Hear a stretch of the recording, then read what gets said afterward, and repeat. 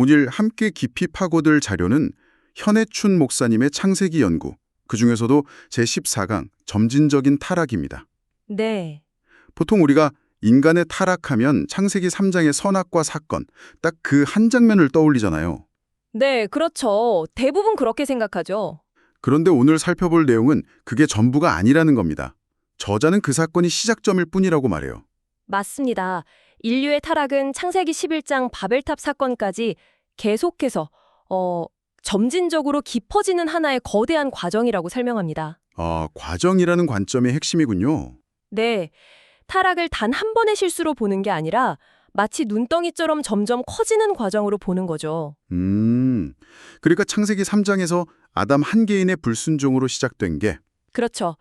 그 작은 균열이 11장에 가서는 인류 전체가 조직적으로 하나님께 반기를 드는 뭐랄까 거대한 반역으로 이어진다는 겁니다. 와, 저자는 이 과정을 쭉 따라가야만 왜 하나님께서 아담의 족속을 그대로 두시고 아브라함이라는 새로운 출발을 선택하셨는지 그 배경을 비로소 이해할 수 있다고 말합니다. 아하, 그러니까 창세기 1장에서 11장까지가 인류의 실패에 대한 총정리이고 12장 아브라함의 등장이 바로 구원 이야기의 서막이라는 큰 그림이 그려지는군요. 네, 정확합니다.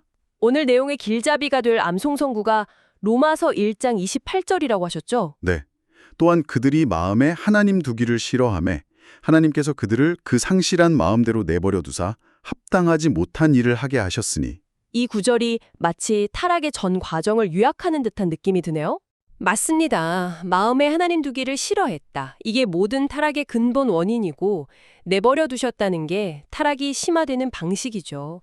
오늘 이야기 전체를 관통하는 주제라고 할 수 있습니다. 알겠습니다.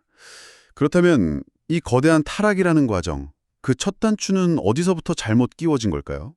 모든 것의 시작은 가장 완전했던 상태, 바로 하나님의 다스림을 벗어나는 것에서부터였습니다. 하나님의 다스림이요? 저자는 에덴 동산 시절의 아담과 하와가 하나님의 직접적인 통치 아래 있었던 그 무죄 시대를 묘사하는데요. 이건 단순한 통제가 아니었어요. 어떤 느낌일까요? 마치 어린아이가 부모의 완벽한 보호 아래에 있는 가장 안전하고 행복한 상태와 같았다는 겁니다. 그런데 솔직히 다스림이나 통치라는 단어가 현대인에게는 조금 거부감이 들 수도 있을 것 같아요. 자유를 억압하는 것처럼 들리기도 하고요. 네, 아주 중요한 지적입니다. 왜 신의 지배를 받아야 하는가? 이런 질문이 바로 나올 수 있잖아요. 그렇죠. 저자도 바로 그 점을 이야기합니다. 마치 사춘기 아이가 엄마가 간섭만 안 하면 차라리 죽어버렸으면 좋겠다고 소리치는 것과 비슷하다는 비유를 들어요. 그 아이는 엄마의 간섭이 자신을 보호하려는 사랑이라는 걸 아직 깨닫지 못하는 거죠.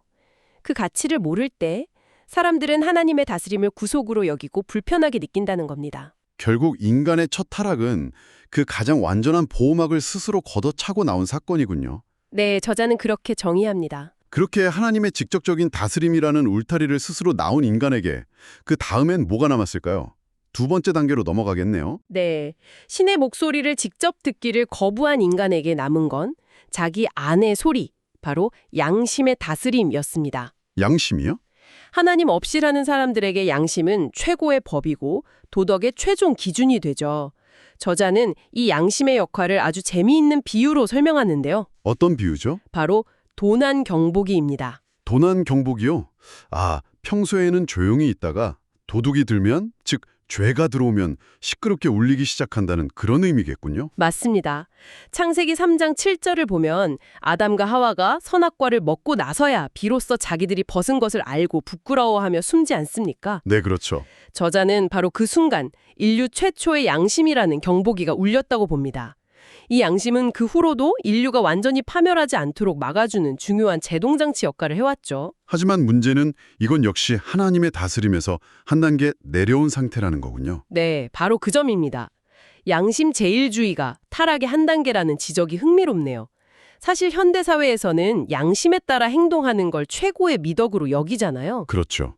저자는 왜 그 양심조차도 불안전하다고 보는 걸까요? 저자는 사람들이 양심죄의주의에 빠지는 걸 경계합니다. 왜냐하면 양심은 어디까지나 내가 기준이 되기 때문이죠. 내 양심에 거리낄 게 없는데 무슨 문제야?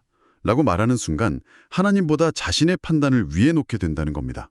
게다가 그 도난 경보기는 계속 울리면 시끄러워서 꺼버릴 수도 있는 거고요. 정확합니다. 익숙해져서 무시해버릴 수도 있죠. 바로 다음 단계의 타락이 여기서 시작됩니다.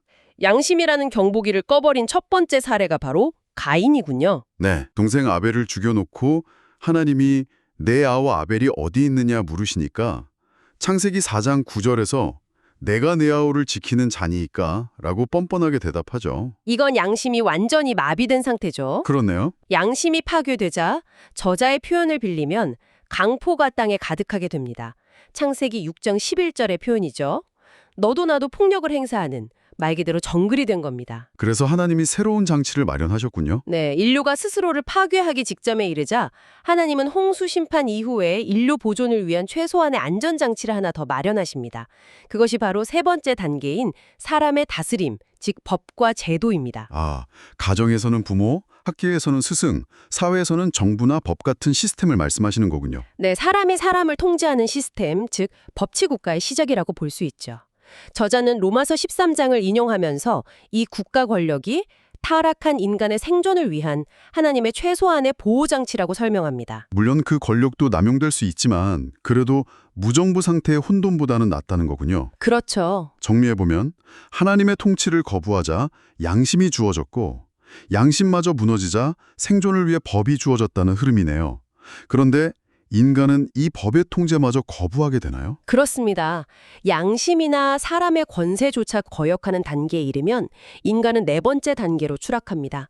창세기 6장 3절에 아주 무서운 말씀이 나오죠. 나의 영이 영원히 사람과 함께하지 아니하리니 이는 그들이 육신이 됨이라. 네, 저자는 여기서 육신이 되었다는 말이 정말 중요하다고 강조합니다. 그냥 몸을 가진 존재라는 뜻 이상인 것 같네요.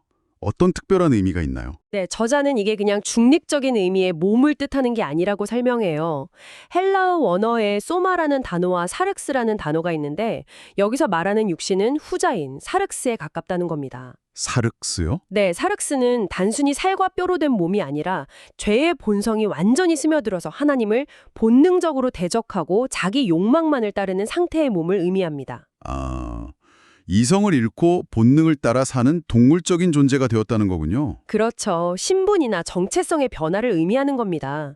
하나님을 거스르는 게 본성이 되어버린 상태. 로마서 8장 7절에 육신의 생각은 하나님과 원수가 되나니 라는 말씀이 바로 이 상태를 말하는 거겠네요. 정확합니다. 이 상태에 이른 인간은 하나님께 굴복할 수도 없고 하고 싶어 하지도 않는 그야말로 희망이 없는 상태라는 것이 저자의 설명입니다. 그리고 이 육신이 된 인간들이 집단적으로 뭉쳐서 벌인 최악의 사건이 바로 타락의 마지막 단계에서 등장합니다. 드디어 마지막 단계, 바벨탑 이야기군요. 어릴 때부터 많이 들어서 익숙하긴 한데 보통 인간의 교만 때문에 벌을 받았다 정도로만 생각했거든요. 네, 대부분 그렇죠. 그런데 저자는 이걸 단순한 교만이 아니라 훨씬 더 심각한 거의 우주적인 반역으로 보고 있네요. 맞습니다. 저자는 바벨탑 사건을 인류가 총 걸기에서 우주의 주권을 하나님에게서 빼앗으려는 쿠데타 시도로 해석합니다. 쿠데타요? 네, 창세기 11장 4절에 나오는 그들의 구호를 하나씩 뜯어보면 그 의도가 명확해진다고 하는데요. 첫째, 자, 성읍과 탑을 건설하여 그 탑 꼭대기를 하늘에 닿게 하자. 이건 하나님의 보호 없이 우리 힘으로 안전을 확보하겠다는 선언이군요. 그렇죠. 스스로의 요새를 만들겠다는 거죠. 두 번째 구호는 우리의 이름을 내자였죠. 이게 왜 그렇게 심각한 문제인가요? 이전까지 사람들은 여호와의 이름을 불렀습니다. 그런데 이제 우리의 이름을 내자는 겁니다. 하나님의 이름을 지우고 그 자리에 인간의 이름을 올려놓겠다는 거죠. 아, 신본주의를 폐기하고 인본주의를 선포하는 것과 같군요. 네. 그리고 마지막으로 온 지면의 흩어짐을 면하자. 이건 땅에 충만하라는 하나님의 창조 명령을 정면으로 거부하는 겁니다. 하나님의 계획을 거부하고 인간 중심의 단일 저국을 만들겠다는 집단적 반역. 이렇게 풀어보니 이전 단계의 타락과는 정말 차원이 다르네요. 그렇습니다. 이것이 바로 타락의 종착지, 사탄의 다스림 아래 완전히 들어간 상태입니다. 인간의 모든 지성과 기술, 조직력이 총동원되어 하나님을 대적하는 시스템을 구축한 사건이죠. 그래서 이 바벨탑 사건을 기점으로 하나님께서 아담의 후손 전체에 대한 기대를 접으셨다는 거군요. 네, 그리고 완전히 새로운 시작을 계획하게 되셨다고 저자는 설명합니다. 하나님의 다스림에서 시작해서 양심, 법, 본능, 그리고 마침내 사탄의 다스림까지 정말 점진적으로 체계적으로 무너져 내리는 과정이 한눈에 보이네요. 그렇죠. 그런데 저자는 이 창세기의 거대한 역사 이야기를 여기서 끝내지 않고 이걸 로마서에 나오는 개인의 내면 문제와 연결시키더군요. 이 부분이 정말 이 분석의 백미라고 생각했습니다. 네, 맞습니다. 저자는 창세기 3장에서 11장까지의 이 거대한 인류의 실패사를 뒤에 남는 죄의 역사라고 부릅니다. 뒤에 남는 역사.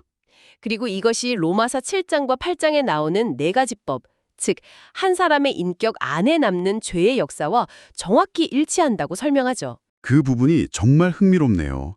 거대한 인류의 역사가 결국 한 사람의 내면에서 벌어지는 영적 싸움의 거울이라는 거잖아요.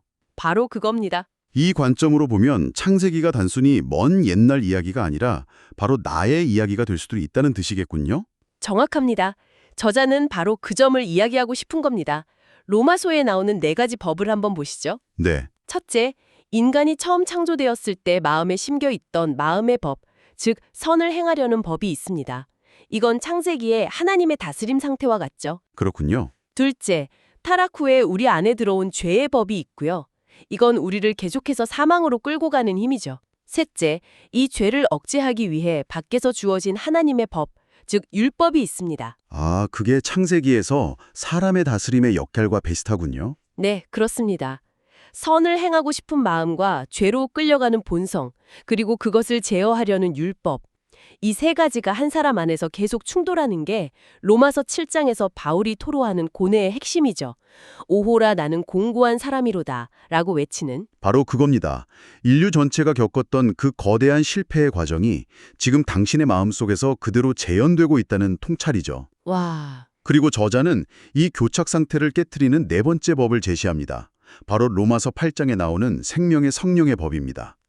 이 법만이 우리를 죄와 사망의 법에서 해방시킬 수 있다는 것이죠. 와, 그러니까 창세기의 인류가 바벨탑이라는 궁극의 실패에 도달해서 스스로는 헤어나올 수 없었듯이 우리 개인도 내면의 싸움에서 스스로의 힘으로는 결코 승리할 수 없다는 거군요. 네. 그래서 아브라함이라는 새로운 시작이 필요했듯이 우리에게는 생명의 성령의 법이라는 외부로부터의 구원이 절대적으로 필요하다는 결론에 이르게 되네요. 그것이 바로 저자가 이 점진적인 타락이라는 긴 과정을 통해 우리에게 보여주고자 하는 최종적인 그림입니다. 인간의 철저한 실패를 직시해야만 비로소 구원의 은혜가 얼마나 놀라운 것인지를 깨달을 수 있다는 것이죠. 오늘은 인간의 타락이 단 한 번의 실수가 아니라 하나님으로부터 멀어지는 점진적이고 체계적인 과정이라는 깊이 있는 분석을 함께 나눠봤습니다. 에덴 동산에서 시작해 바벨탑에 이르는 인류의 거대한 실패의 역사가 결국 우리 한 사람의 내면에서 벌어지는 영적 싸움의 파노라마와 같다는 통찰이 정말 인상 깊었습니다. 네, 이런 관점은 성경을 단순히 과거의 기록이 아니라 지금 여기 나의 삶을 비추는 거울로 읽게 만드는 힘이 있는 것 같습니다. 거대한 서사와 개인의 실존을 연결하는 시각이 우리에게 많은 것을 생각하게 하죠. 오늘 나눈 이 이야기는 우리에게 이런 질문을 던지는 것 같습니다. 지금 당신의 삶을 움직이는 가장 강력한 힘은 무엇인가요? 하나님의 다스림인가요? 아니면 당신의 양심이나 세상의 법인가요? 혹은 나도 모르는 사이에 내 안의 본능과 욕망에 이끌려가고 있지는 않나요? 이 질문을 잠시 곱씹어 보는 것만으로도 오늘 나눈 이야기가 당신에게 큰 의미가 될 것이라 생각합니다. 함께해 주셔서 감사합니다.